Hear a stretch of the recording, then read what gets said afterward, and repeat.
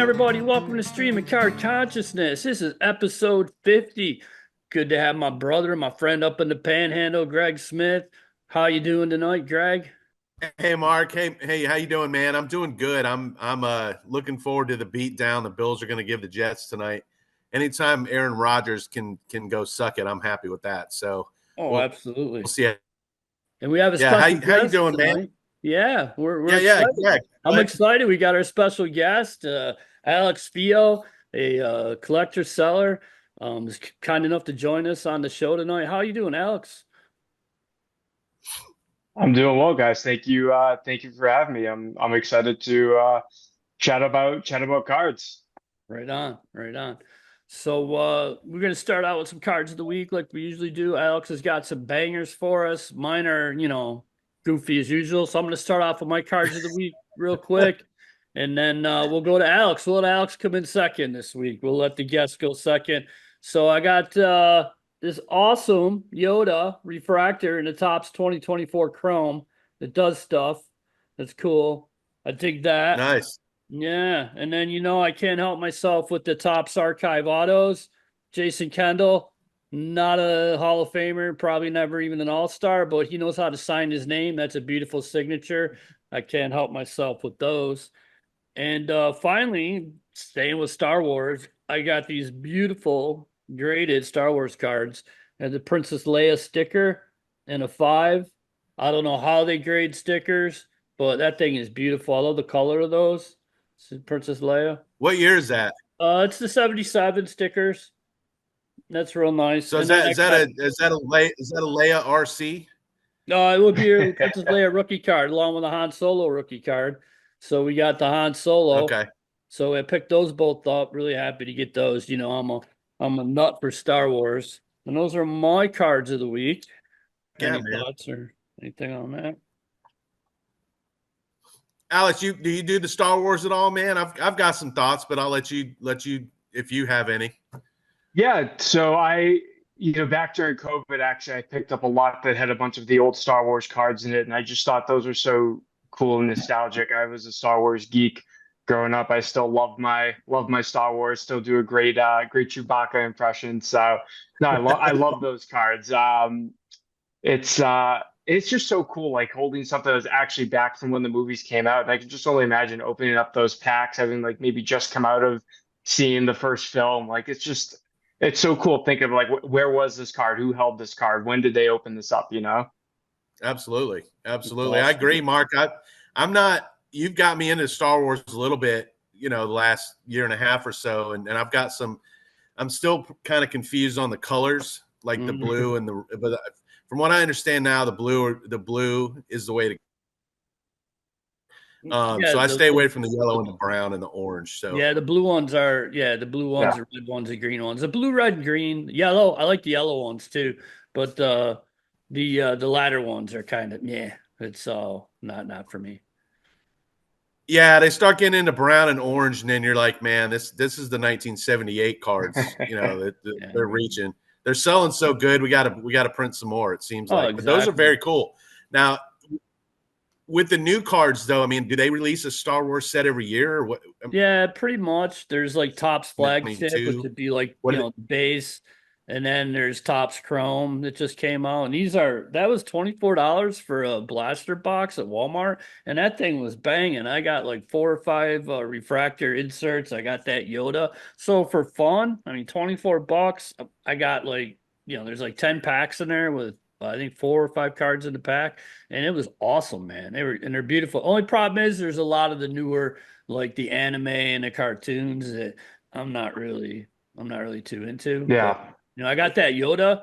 I mean, I was stoked, man. That thing pops. So how about your cards, Alex? So hey, I have one more question on Star Wars, and then we can move. The Chrome, like, do they have autos and stuff? Yeah, you're breaking up, Greg. But yeah, if you're asking about autos in the Chrome, then yeah, they got autos and all that stuff in there, but they're pretty few and far between. There you are. Yeah, were you asking about autos? Yeah, autos. Just wondering Yeah, if they there's had there's any. autos in there. They're more in the hobby. So if you get the hobby box, but the hobby boxes are like $110. So, Yeah. Oh wow, okay. you're gonna get an auto, but Is are like Mark Hamill, Harrison Ford, any of those guys oh in the yeah, autos? Yeah. yeah, they're in there. Daisy Awesome. Ridley from the newer series. Yeah. Rosario Dawson. Yeah, I Yeah. like her a lot. She's a Sana Taco or whatever. She's one of my favorites. This is actually an interesting segue into my cards of the week because we're talking about non-sports cards, and this is one that I saw that was actually north of the border up in Canada. And thankfully, I have some coworkers in Canada who can facilitate and help me, get a transaction done and send something down to me if I need it. So this card, huge James Bond fan, and so Casino Royale, when that came out in the 2000s, one of my favorite Bond movies of all time, maybe my favorite. I just thought that was such a good movie. Daniel Craig coming fresh on the scene as James Bond just absolutely crushed it. And I saw this card, an autographed pack inserted auto of Daniel Craig from Casino Royale, That's a and banger. yeah, an awesome card, and just something it's not anywhere near core to what I collect, but Hmm. just one of those cards where you're just like, screw it, I'm buying it. Cool card, I like it. It's awesome. Heck So yeah, man. Heck yeah. If it speaks to you, especially if that's your favorite, man, that's got to be a cool card for you to have. exactly, Yeah. exactly. Yeah, no, definitely, yeah, definitely a cool card for me to have as a James Bond fan. Another card I picked up, this was one I was excited about. I had always wanted to have a pack inserted mantle auto in my collection. As you guys know, they're tough to come by. It's even tougher to find one that's a signature that's really legible, that's held the ink well. A lot of those are faded. And I saw one pop up on Marketplace. I knew it was 100% legit and bold auto. I just had to grab it. So this one right here, 1991 score, Right, pack Oh yeah. Mickey Mantle back pull. auto. Yeah, and it was funny. So the card was in one of the four screw down cases. Thankfully, it was a recessed one, which is something, if you ever see a card in a screw down, don't freak out because it's in a screw down. As long as it's in the recessed one and it's the right size, the card should be fine. But what's funny was the guy told me, he said, I got this back in the 90s. I was a kid. I played hooky one day. I went to my local card shop. I opened up a pack of score and boom, lo and behold, there's the Mickey Mantle auto. And he said that he put it in that case. It came in this velvet pouch. He put the Oh, case inside this velvet pouch, and it hadn't left that pouch, he told me, in probably 30 odd years or so, which totally believed him because, again, the way the ink, how bold it was on the card, I said, yeah, 100%. You definitely left this in there and didn't let it see the light of day, which, it's unfortunate that you can't bring it out, show it more often because you have to fear of the auto, fading away on you. But I just thought that was so funny being in the velvet pouch. It's like you're opening a bottle of Crown Royale. Yeah, yeah. that's awesome. Yeah. Are you And are you gonna send that off to get authenticated, or are you just does it have the number on the back, or it how are you had, sure it was real? so part of how you can tell if something's real too, and you kind of, you have to be in this hobby, especially, you've got to be a good judge of character and know who you're buying from and can you truly believe that person. And so, I always do a little bit of digging on the people I'm buying from and try to, just get a feel for them. And first and foremost, I could tell this person was 100% genuine. Like they weren't a big card collector. All the other cards that they had were from that period of time. But also just, comparing the autograph to others that were out there, looking at the back of it. And, there are some fakes that are floating around, and I guess you can tell, I'm no expert when it comes to cards. I'm always constantly learning and having to research and get smarter. I learned that with these, the numbering on them, there's a certain way that the ink, like you can tell if it's a phony based on how the numbers look. And so I lined it up. Everything looked genuine. And so I just, you put all the facts together. I have no fear that that it would Cool. ever come back as a fake. So, but yes, I am going to get that off to BGS and get that into a slab and get that 10 auto grade because that's again tough to get a 10 with these autos on this card particularly. Yeah, I Right, do a right. lot. No, I do a lot with autos. I've done, I was doing a bunch of TTM and collecting autos. And yeah, it's the right pathway to prove, you look at a collection, everything's era specific. And I would not buy like a Mantle, Mays, Williams, Aaron from probably like 1990 on. You remember when they were shilling all that stuff on like QVC, and those are all rampant fakes. Yeah. Even though they have the The certificate of scoreboard. authenticity. I would be more comfortable with that card on the packs because that was a promotion, and it's then all that stuff they're selling on TV, and you could just tell it's fake, and Yeah. but that's a great card. I love it. That's beautiful, man. Yeah, it's interesting if we think back to the scoreboard era with all those little certificates of authenticity, which if you want to fake one, it wouldn't take a rocket scientist to do it. But just interesting how there's a lot of controversy around that, and now the man surrounding that controversy is one of the most revered people in the hobby, being Ken Golden. So it's just interesting how sometimes we have short-term memory loss. Right. Yeah, and that score, I long story, but I had gotten out of collecting like the year before that score came out. And I'm pretty glad I didn't have to chase that because I would have bought a ton of packs. It's crazy how many of those cases you probably have to buy to ever even have a small chance at hitting one of those. Right. Yeah, especially with the print runs. That's through the roof back then. So good for you, man. That's a great card. That's a great card. And if you guys, I'll show you one other if you guys want. Absolutely. Yeah, definitely. Sure.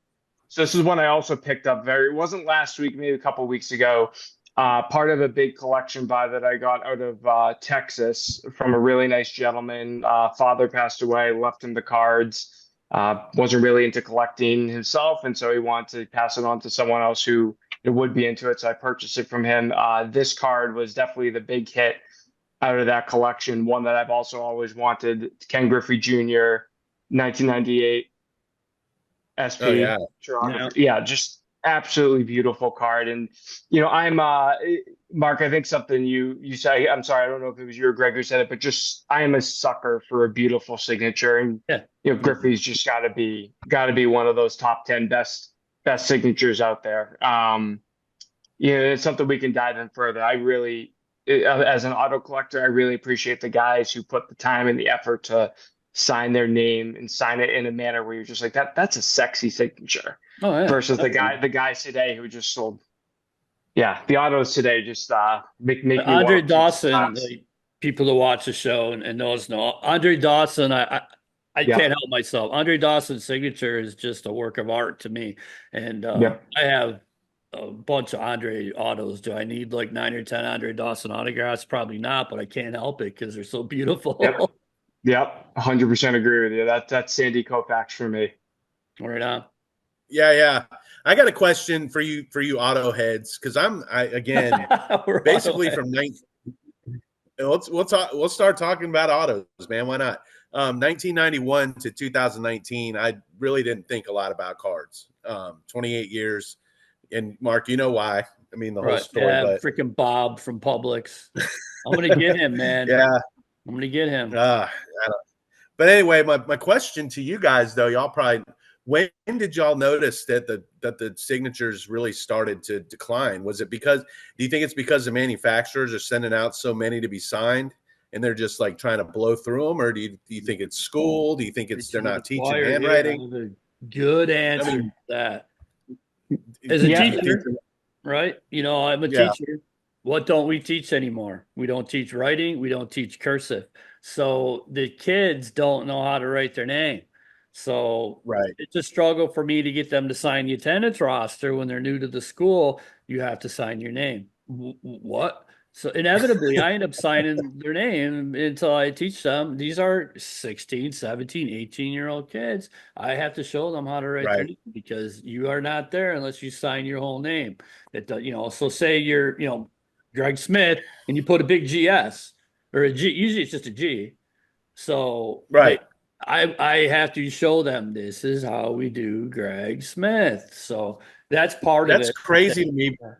Yeah, that's crazy to me because we're like reverting back to like the Revolutionary War period where you just put your X if you signed up to go pretty to much. Pretty much. You'd be surprised. You've heard me say it before on here numerous times. It's even hard for me to talk about. My breath gets caught. I get goosebumps. I want to cry when you see an 18, 17, 18, 19-year-old kid, you can't read or write, it stops you dead in your tracks. Like it does. Right. It's like a horror to me. It's like I just, it's not, I'm not it's a poor kid, he's been failed by so many teachers and friends and family. Why didn't somebody take an interest in the second grade, the third grade, the fourth grade? So when you see that, it's like, oh my God, what is going on? Well, yeah, we don't have to spend a long time on this, No, but it's interesting. I mean, we spent months learning how to write when I was in first grade, man. Months. So yeah, they don't teach that at all, I guess. And my cards of the week are pretty lame compared to you guys. So, I've been kind of pimping my Yaz collection lately. Today, I've got 88 different SGC slabs now. And so I just picked out a few that are kind of off the beaten path a little bit. This one here, this is a 1971 Greatest Moments Yastrzemski. Oh, that's awesome. Yeah, it's a 4, but these are like unicorns. Apparently, they only released them in Brooklyn. So, if you wanted one of these in 1971, you had to go to New York to get one. Sox cards in Brooklyn?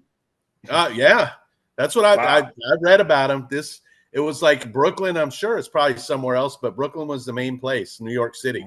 So, Topps Greatest Moments. It was a subset of the 71 set. So I got that That's from cool. Yeah. I've always thought these were kind of cool. The embossed, the 1965 embossed. So I got that for like $10. So I mean it's a 3.5, but it's in the 88 stack. So, and then this here is a 1964 Wheaties stamp. There's no back on it at all. So you see that, but it's a what grade? It's a 3. And I got that really cheap too. And then the last one, everybody who ever watched this show knows how I feel about Kellogg's. So I got that 1975 Kellogg's at 8.5. So those are really cool, man. And as far as slabs go, Mark, Alex, we'll talk about this here in a minute. You were asking me over the messenger how, slabs and do I have a good place for them to sell and things like that. I don't sell a lot of them. So I didn't really have a good answer for you, but I'll sure buy them if they're Yastrzemski and they're SGC. So if you find any of those, let me know. I didn't know that you are. Where are you located, by the way, if you're a Yaz collector? I'm curious what the connection is there. My mom's friend when I was a kid. I'm from Florida, and we lived in Tallahassee. I was born in Miami, as you can see. I'm a Dolphins fan, and but my mom's friend when I was 5 was the biggest Yastrzemski's fan. Her name was Elise Henderson, and we lived in this little like condo duplex kind of thing in Tallahassee, and I just remember her screaming one night, Elise, and so my mom went over to see if she was all right. And I guess Carlton Fisk had hit that home run off the foul pole. And it was like 1:00 in the morning and Elise is screaming to high hell. So we went over to investigate and she was fine. She was just ecstatic because they won the game. So she's a big Yaz fan. She had a big crush on Yastrzemski. And she just got me into him and the Red Sox. And it's just because I didn't have a team to pick from. Right. Well, I'm a Boston guy, so I love it, and I can just relate to that screaming at like 1 a.m, especially in 2004 when the Sox, when Ortiz got them the game-winning hit that one game, and that started the comeback of the century. I went to that World Series game when they won. Yeah. I was in St. Louis in a skybox when they won that series. Yeah, we're all Sox fans. Probably football teams, but all 3 of us are Red Sox fans. So my guy is Jim Rice. I'm a Jim Rice collector. I love Jim Rice. Another beautiful signature, by the way. Yeah, Jim Rice knows how to sign his name. So is Carlton Fisk and Fred Lynn. And Yaz actually looks pretty good. Rico Petrocelli knows how to sign his name. So, yeah, we can go on and on.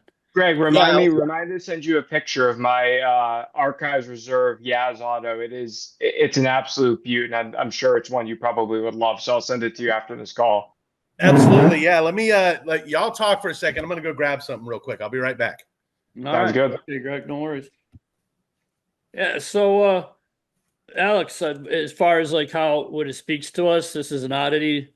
We're like 101 Dalmatians, right? I have Dalmatians. So, Kate Bauer was the voice of Perdita in the 1961 cartoon. So my predominant interest is sports, but I've had Dalmatians for like 30 years. Usually they pop up in the show. And so, Kate Bauer, she was the voice of Perdita. So, I mean, that's what you had to grab that when you're talking about. If something speaks to you, and it doesn't matter if it's sport. You had your James Bond. I got my Dalmatian Star Wars. You know, So one I'm trying to get my hands on. It popped up at an auction, but it just blew me away how much it went for. Was a James Earl Jones signed pack inserted Star Wars card, and like that's one that I would love to get my hands on if I can find one. But they're few and far between that you see them. The death bump too. You got to wait now. Is people that's what we call it, the death bump. When somebody dies, it goes like this, and then eventually it'll peter out. Yeah, shoot, they got Pete Rose Commons selling for $5 right now, man. You'd sell 87 tops for $5. I got a pile of them, Greg. 87 tops. Well, I wanted to show you this one, Alex. This is a oh, nice. Yeah, it's the Fisk, Rice, and Yaz. And if you look at the signatures, Fisk. I mean, anytime you can tell what the name is on an autograph now, I think that's a bonus. So that's my favorite card that I own. That triple. That's as a Red Sox fan. I mean, that's so awesome to have those three guys on one card together. Right. And they got a 10-10 too, so I'm going to hold on to that for a while. Yeah. So and the fact that I think what's hard is to find a triple auto like that and have it be on card. That is even more challenging because most of your triple autos you see are going to be sticker autos. And I personally, listen, as an auto head, I just dislike sticker autos. Like I tried if it's my only option, I'll buy a sticker auto. But if there's an on-card auto for that player, it's like I'm going after the on-card autos. And they're just becoming, especially now with as many autos as they're pumping out, and it's just all stickers. So on-card autos are really becoming a thing of the past unless you're buying national treasures in these big brands where you have to spend thousands of dollars on a freaking box. That's why I like the Topps Authentic, because they're on-card. So it doesn't even matter about the player. They're a nice card. Usually most of the signatures are nice, so it doesn't matter. Yeah. So anytime I see Topps Authentic, I'm grabbing it, if it's a good price. Well, last thing I'll say here, Alex, before we move on, you want to catch some goosebumps, go on YouTube and watch the Dave Roberts steal in Game 4. I've watched that 9 times. I don't even have to go on YouTube. I can replay that in my head from being a young 13-year-old kid watching that game. I'll never forget those moments. Everybody in the stadium knew he was going. Everybody knew he was going. And Posada, to his credit, almost nailed him. And he gets thrown out. We don't go to the World Series. That was crazy. All right, well let's move on, guys. What do y'all have? Y'all talking about lowballing people and doing all this nonsense? So, why don't we talk about how y'all met? So Alex had a sale. And he kind of thought I was dogging him a little bit, which I wasn't. He was having some problem with people lowballing, which me and Greg deal with all the time. And trust me, I have the market cornered on wackos and sales. It's like every sale there's 2 or 3. That's why I don't really do it too much anymore. So I want to have I say, hey man, let's come on the show. What? No, man, I'm not giving you a hard time. I want you to come on the show and talk about your experiences as a seller and tips, hints, what you're going through. So the floor is yours, Alex. Well, listen, I'm really happy that this is actually a legitimate conversation because I thought for sure, I'm like, am I being set up to be tarred and feathered in the public square? Like, what's about to happen to me? I told Greg, this poor guy thinks I'm going to ambush him. Now you get to know me. That's nothing can be further from the truth. I'm not that guy. But go ahead. No, I know. Listen, as someone who sells pretty often, it's extremely frustrating when you are dealing with lowballers. And listen, I understand as somebody who buys cards all the time myself, we all want to get the best deal possible. We all want to feel that I won. Yes, I got this at a good deal. I didn't have to pay that top dollar eBay price for it. I totally get that. But at the same time, if you want to get a good deal and you want to pay half of what a card is worth, when I want those deals, Mark, and people who know me know this about me, I am a prolific card hunter. I will go out on various they call it marketplace, all the apps and whatnot. And like I've honed in on how to hunt down cards that are undervalued, being sold by someone who either inherited them or collected back when and doesn't care anymore. And like if you want to find those types of deals, part of my language, get up off your ass and go find them. But if you're gonna come to my sales knowing that I am an educated, smart seller and you're gonna lowball me, like know your audience, know who you're talking to, and just know that like, hey, this isn't someone who I'm gonna get a card 50% off from.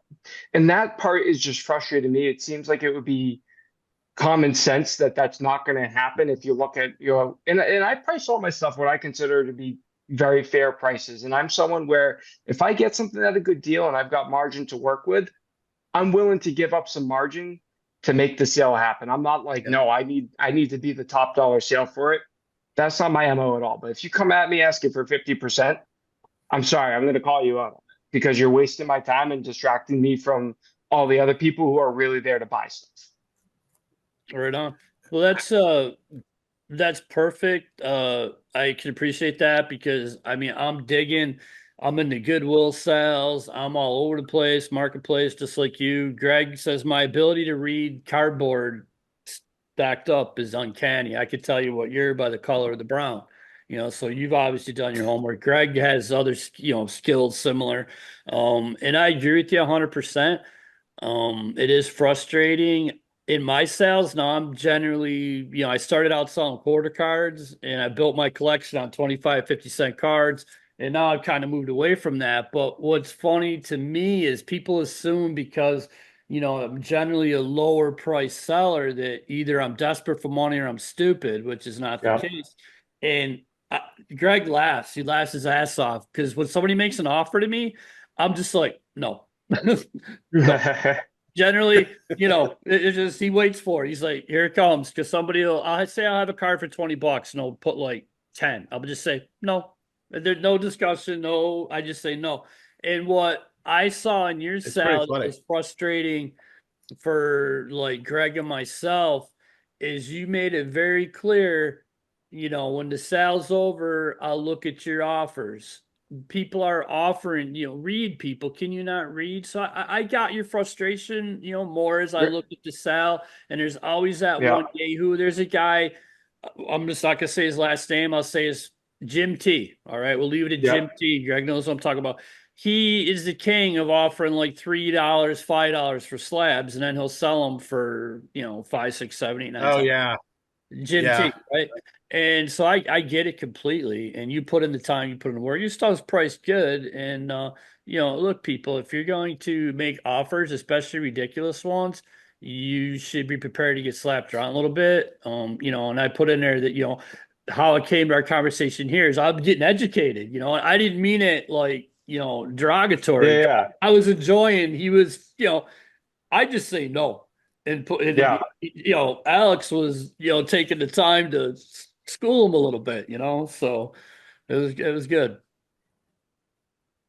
And listen, normally I take the road of just saying pass or like I'll come back with a counter offer. But again, it's like there is an etiquette when it comes to buyer-seller interaction. And if you're a prospective buyer and you come out with a low ball like that, like I'm sorry, you're not setting the proper tone to get a deal done. In fact, you almost have already turned me off to like, I know I can sell this card and I just don't really want to sell it to you because you came at me like a jackass. Like almost it's like, are you trying to insult my intelligence? Because if so, like you just actually ruined your chance of buying this card from me.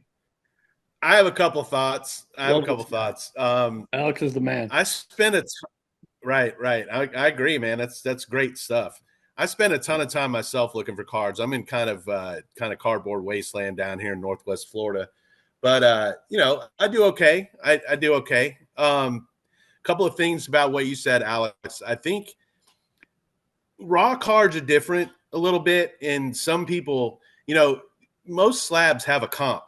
Most slabs 100%. Have pretty set comp, and when you're out, your sale was great, man. Your prices were fair. You actually gave away some raw cards. We'll talk about that, but your slab prices were great, and for people to be offering what they were offering, I didn't really look at the slabs. I don't really look at slab sales a whole lot personally. A lot of people do. I'm just not one of them.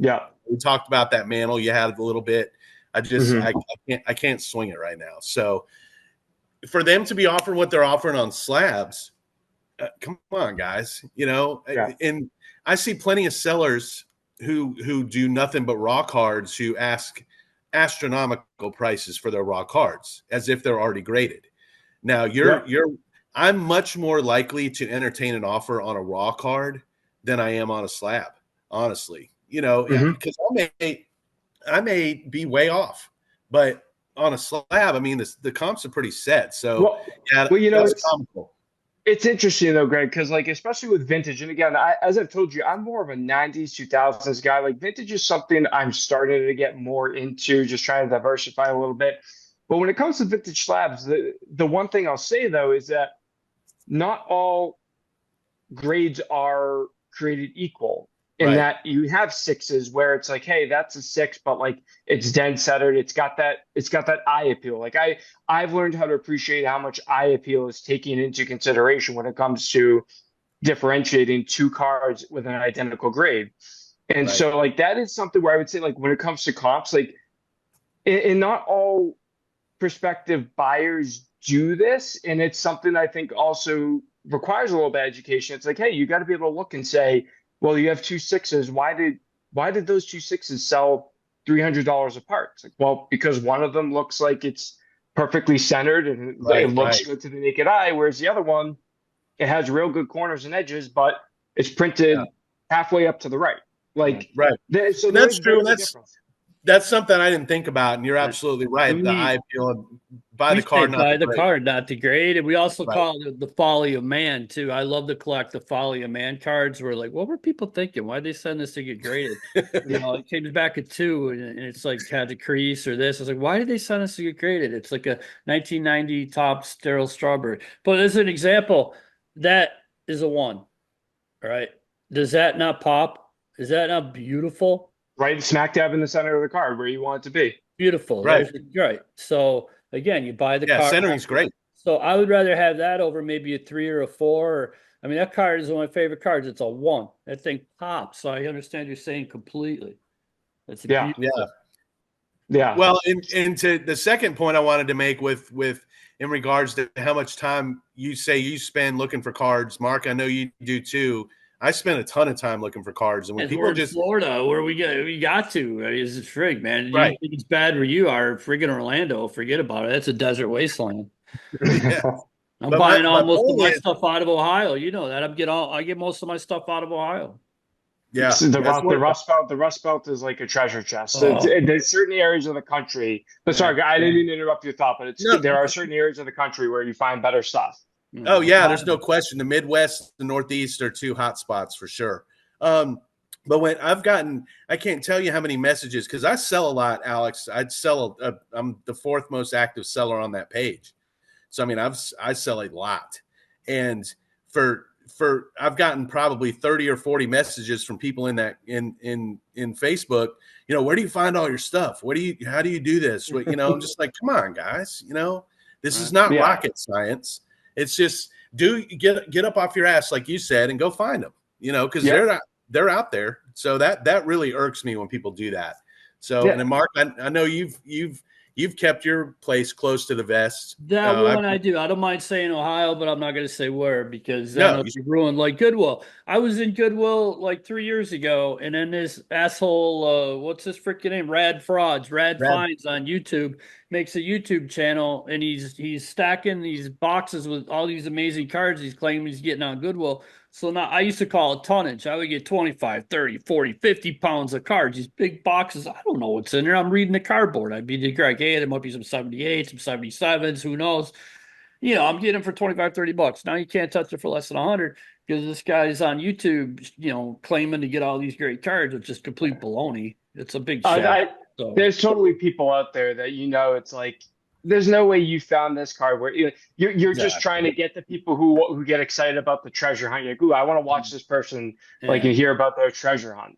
Yeah, right. I'm not the one in Ohio. I will never say that name because that continues to I love it. And actually, Greg, the owner called me This is how Really? good this is how much I get from them. He had to know how the hell did you find us in Florida? I'm like the internet, baby. You know, he called the owner of the company called me. He's like, man, that's how good they take care of me. It's great customer service. It's great prices. It's a good time. They're good people, and you know, I can't thank them enough. But sadly, Goodwill is the only thing I get on Goodwill now are Buffalo Bills jerseys. You know. Right, right. Well, yeah, it's interesting, you know, and I bought some stuff from you, Alex. I thought your sale was great, but yeah, when I started seeing the low ball, and I was like, man, these people, you know, Yeah. it was crazy. So, you know, Yeah, good on you though. it's Go ahead. funny that some people think like, oh, you just posted this last night and the card hasn't sold yet, so I'm gonna come in with a low ball and let's see if you're the desperate seller who needs to sell it. It's like, guys, like not everyone caught this sale right when I posted it. Like I'm more than fine leaving these cards up for a little bit and seeing if it catches the right person who's actually looking for that particular card. So, but it's funny though how easily though you can sniff out resellers. And here's an example: is I had a Pete Rose up in that sale, PSA 4. All the comps, and again taking into consideration how well it was centered and everything, all the comps were like 1400, 1450. I was asking 1225 For the and I had a rookie? guy, yeah, for a rookie. And so like, Yeah. you know, I'm offering a solid like 175, $200 under where you'd have to get it on eBay. And a guy came at me, he gave me an $1,100 offer. I'm like, all right, like, you know, you're close. And like, if you give me 1150, we're done. We got a deal. And it's like that $50. It's like if someone really was trying to buy this for themselves, they jump all over that in a heartbeat. It's like because you denied that $50, you wouldn't take that extra $50 into consideration to buy it. I'm like, I know 100%. You're a flipper and you're trying to define your margin. I think I also sometimes can get a little frustrated when I put in the work and then the other people come to me and they're expecting that they're going to eat my margin and take advantage of all the hard work that I put into it. That also just something that can irk me a little bit. Sure. Definitely. We call it the waffle. We laugh, me and Greg laugh because like we'll have a card for like $6 or $7 and the guy will be like, you know, on a $6 card, 550. So really, bro, you're gonna let a card that you want walk for 50 cents. And so I mean the margin's the same. So you're gonna let that card walk for $50. I mean, it's the same thing. We call it the waffle, and we also call it the waffle stomp. I like to look in the sales. Sometimes I'll buy cards I don't really want, and then I'll just end up selling them in my sales at a loss because I love nothing more than doing. I've only done it one time, the quad. So the quadruple waffle stomp. So something was like 20, and the guy goes 10. Another one goes 11. Another one goes 12, question mark, 14. And I'll just come in and go claim. And it just entertains the hell out of me to get to the card. So it's very hard to pull off the quadruple. I love that though. The quadruple waffle stomp is near impossible. I've only done it twice. I've pulled some triples, but the quad. Yeah, I have a triple to my credit. You have a triple. I've seen it. Yeah, I can verify. I will verify you've had a triple. I've had two quads, and it just I'm pickled. I'm pickled, man. I'm just like I'm That's into it. funny, I'm so happy and I'll tell Greg, look, I'm gonna pull off a quad or a triple because you're waffling up a dollar or two. Like really, come on, man. Like you said, how bad that happened. That happened a few times during the sale too, where you have someone who's going up by $5, and then finally someone just comes in and they're like, claim. Yeah, you had some triples. And I just wonder, definitely. Yeah, and I wonder in my head, I'm like, you might have had a quad. Yeah, it'd be more check. Look back at your sales, see if somebody pulled a quad. I mean, it's rare. It's all right, now I'm just gonna find a bunch of people and I'm gonna tell them, guys, make 3 offers, and then Mark will just come in and start buying all this shit. Right. I love it. Well, but no, it really. I will say this, Alex, and then I'll let you get your point out. I'm sorry. I didn't waffle around in your sale, man. I was just like, I want that, you know, and I'll claim it. And I don't like to offer because one, I sell enough to where I don't like getting offers. And Mark, you can attest to this. I used to just jump at offers. Yeah, I don't jump at offers anymore. I think I've helped stop you. I did. Stop it. It's no more. No. Yeah. Anyway, go ahead, Alex. Go ahead. No, I was just saying that, you know, if you really do want a card, if it's something you say like, yep, I've been looking for that card, I want to buy it, don't dick around over 5, 10, 20 bucks. Just buy the damn thing. All And I right. think there's just it's a mentality thing, and I think there's just some people who want to feel it's like they've got to score that victory where it's like I got it for less than you. It's a mental thing with them, but I always tell everyone if the deal is good, if the price is right and you know it, just buy it. Yeah. Well, and I can tell you this much too. You brought up a real good point here a few minutes ago. A lot of the people who offer are resellers. So you got to take that into consideration. And I've been in the group long enough where I know who they are.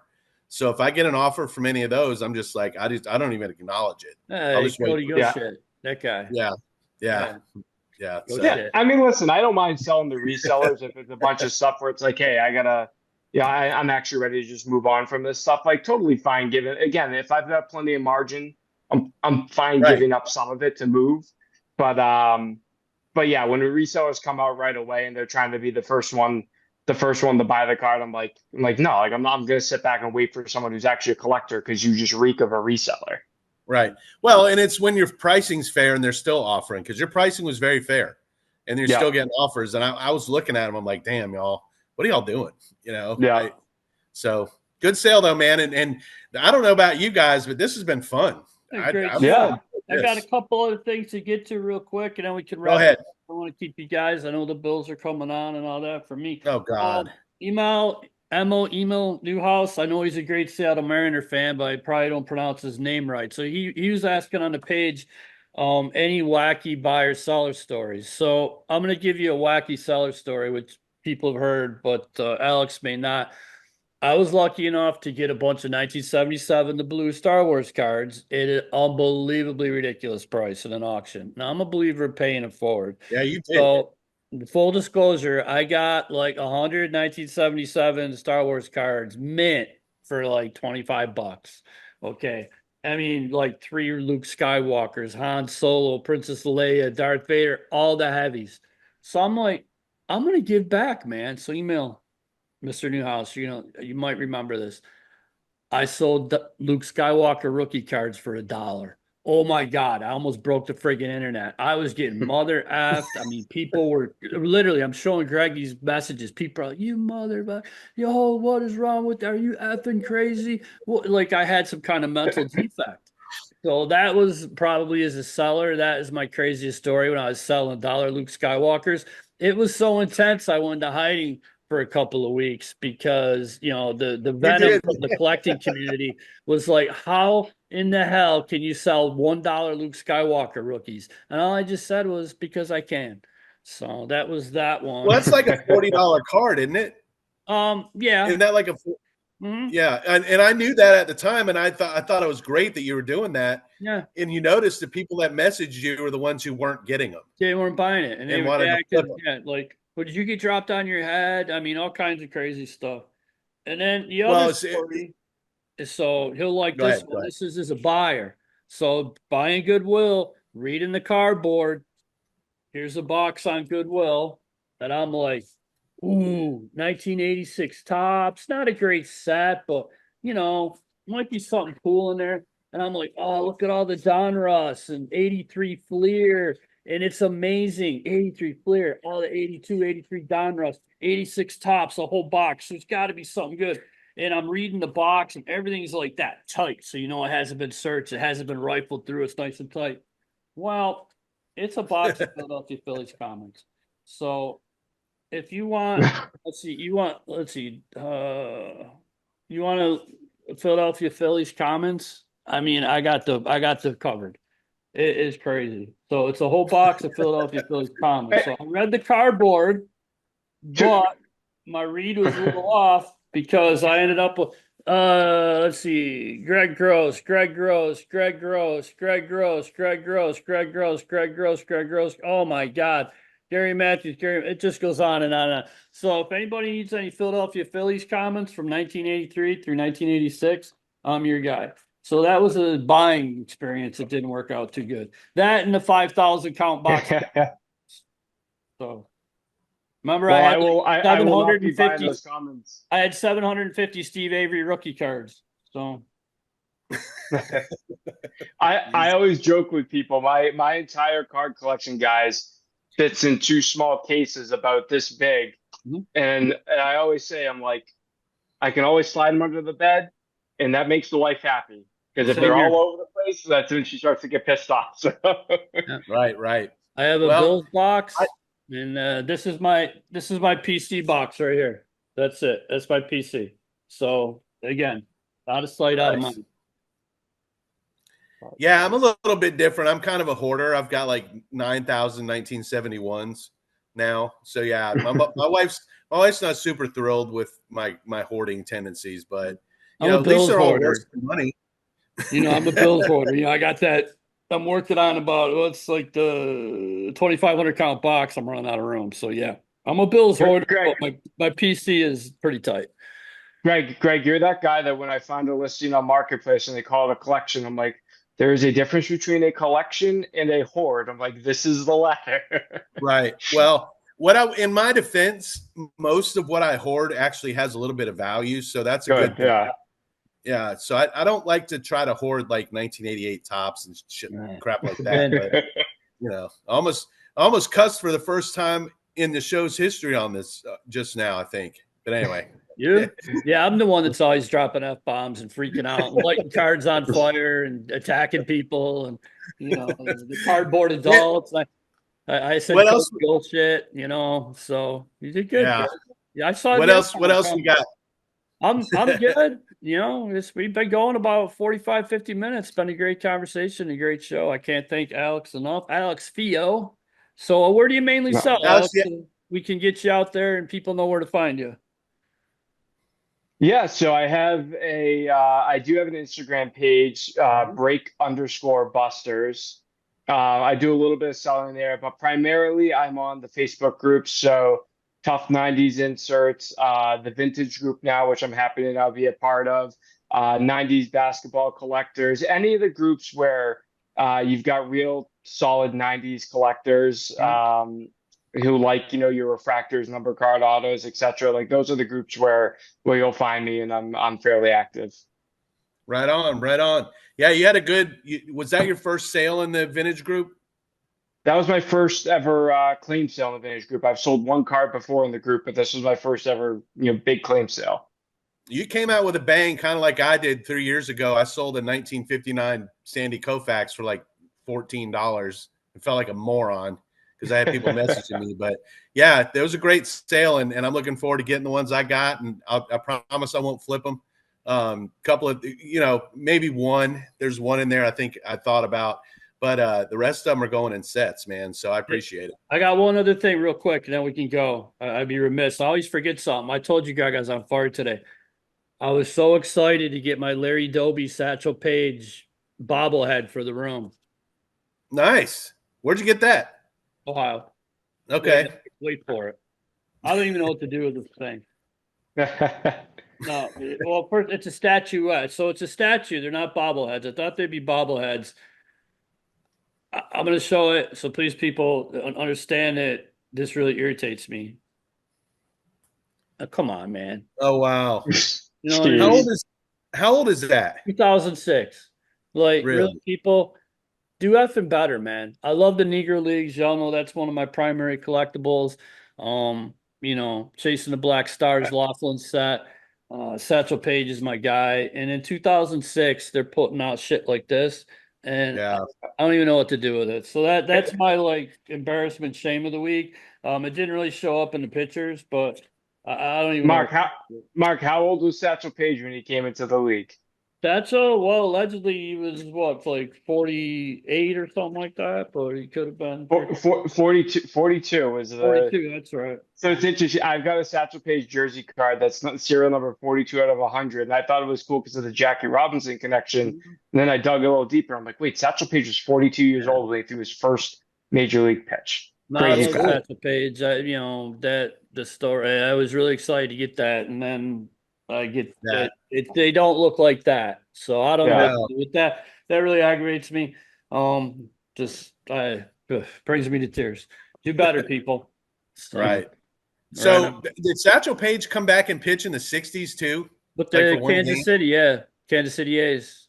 I And he thought had so. three 1966. scoreless innings, and I believe Yastrzemski was the only one to get a hit off of Yeah, him. it was against the Red Sox. Yeah. Yeah.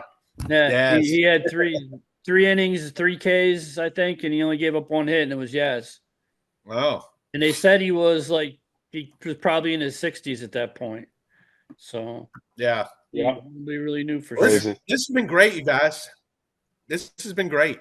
This has been really No, good. thank you guys for having me. I really appreciate the Definitely opportunity to talk. Alex Theo, again, find him in his cells, and we'll try to put that information on a page. We can't thank you enough for coming on, brother. So, hey, everybody, love everybody, and we'll see y'all next week. Thanks for watching the show.